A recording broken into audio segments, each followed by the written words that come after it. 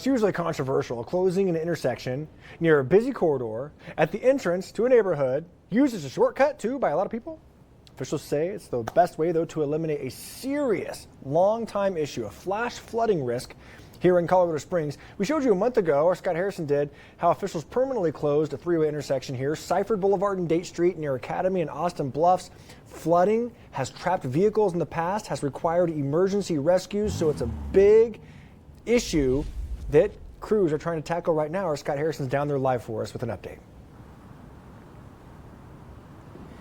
Yeah, good morning again, Josh. Well, the drainage infrastructure here was sufficient maybe 20 years ago or longer when there weren't as many people living here and there wasn't nearly as much development. But actually, that's all changed now. So we want to show you that former intersection of Siferd Boulevard and Date Street, and that is it now. There's just kind of a trench there now. This is where the drainage through this area and the Templeton Gap floodway is going to be kind of redirected and improved to get rid of that flooding risk and improve safety. Now, among the aspects we mentioned again, that's most important about this former intersection is that it's in the middle of this floodplain, and it's not a safe place to be. It wasn't a safe place to be during rainy weather, as we saw many times before. Now, the city and county are splitting the $11 million cost of this project.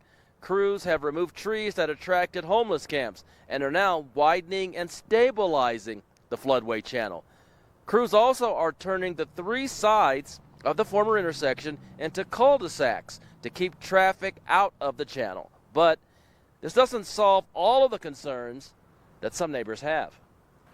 By closing this intersection, that only allows two ways in and out of this neighborhood.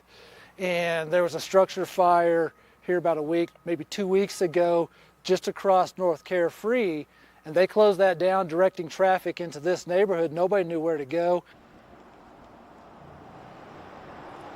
Now, the project's next major phase comes this fall with a 9-month closure of the bridge on Hopeful Drive near here, upstream from this former intersection. Crews will build a new bridge at that location.